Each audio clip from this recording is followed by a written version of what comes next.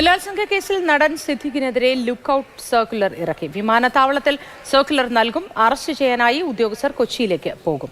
കൂടുതൽ വിവരങ്ങൾ അനന്തകൃഷ്ണൻ നൽകും. അനന്തകൃഷ്ണൻ, ഫോണുകൾ സ്വിച്ച് ഓഫ് ആക്കി ഇപ്പോൾ രണ്ട് വീട്ടിലുമില്ല, കണ്ടെത്താനാകുന്നില്ല എന്നാണല്ലോ പറയുന്നത്. രാജ്യം വിട്ടുപോകാനോ അല്ലെങ്കിൽ സംസ്ഥാനം വിട്ടുപോകാനോ ഉള്ള സാധ്യതകളൊക്കെ ഉണ്ടോ?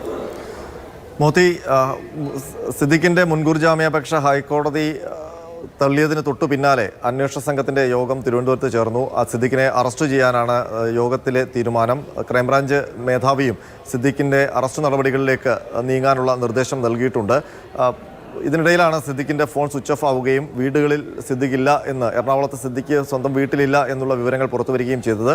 സിദ്ദിഖ് ഒളിവിലാണ് എന്നുള്ളൊരു അനുമാനത്തിലേക്ക് അന്വേഷണ സംഘം എത്തിയിരിക്കുന്നു. ഇതിന്റെ അടിസ്ഥാനത്തിൽ കേരളം വിട്ടുപോകാനോ രാജ്യം വിട്ടുപോകാനോ ഉള്ള സാധ്യത മുൻകൂട്ടി കണ്ടുകൊണ്ടാണ് ഇപ്പോൾ ഏറ്റവും അടിയന്തരമായി അന്വേഷണ സംഘം ലുക്കൌട്ട് സർക്കുലർ പുറത്തിറക്കിയിരിക്കുന്നത്. രാജ്യത്തെ എല്ലാ വിമാനത്താവളങ്ങളിലേക്കും ഈ അറിയിപ്പ് പോയിട്ടുണ്ട്. അതുകൊണ്ട് തന്നെ സിദ്ദിഖ് ഏതെങ്കിലും കാരണവശാൽ വിമാനത്താവളം വഴി പുറത്തേക്ക് പോകാനുള്ള ശ്രമം നടത്തിയാൽ വിമാനത്താവളങ്ങളിൽ തടഞ്ഞു വെക്കാനുള്ള നിർദ്ദേശമാണ് ഇപ്പോൾ നൽകിയിരിക്കുന്നത്.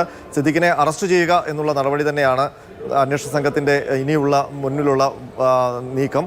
അതിനുള്ള തയ്യാറെടുപ്പുകൾ അന്വേഷണ സംഘം നടത്തിയിട്ടുണ്ട്.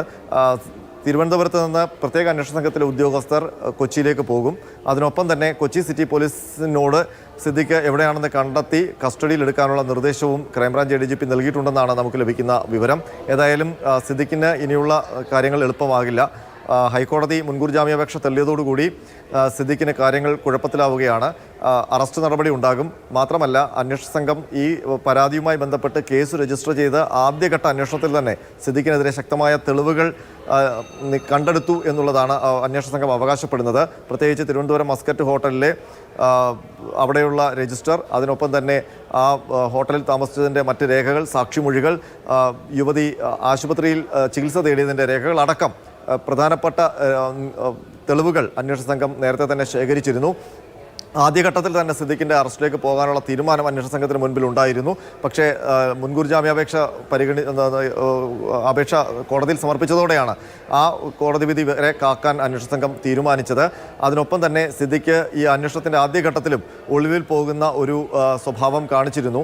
അന്ന് അന്വേഷണ സംഘം അറസ്റ്റിന് ഉണ്ടാകും എന്നുള്ള ഒരു നിലപാടിലേക്ക് പോയപ്പോൾ സിദ്ദിഖ് ഫോൺ സ്വിച്ച് ഓഫ് ചെയ്യുകയും കൊച്ചിയിൽ നിന്ന് മാറി നിൽക്കുകയും ചെയ്തിരുന്നു. അന്ന് കൊച്ചിയിലെ വീട്ടിലടക്കം അന്വേഷണ സംഘം പോയെങ്കിലും സിദ്ദിഖിനെ കണ്ടെത്താൻ കഴിഞ്ഞില്ല. ഏതായാലും ആ ഒരു സ്വഭാവം നേരത്തെ തന്നെ കാണിച്ചതുകൊണ്ടാണ് വളരെ വേഗം കോടതി ഉത്തരവ് വന്നതോടുകൂടി സിദ്ദിഖിനെ അറസ്റ്റ് ചെയ്യാനുള്ള തീരുമാനത്തിലേക്കും ഒളിവിൽ പോകാനുള്ള സാധ്യതകൾ ഒഴിവാക്കാനുള്ള നടപടികളിലേക്കും ഇപ്പോൾ അന്വേഷണ സംഘം കടന്നിരിക്കുന്നത്.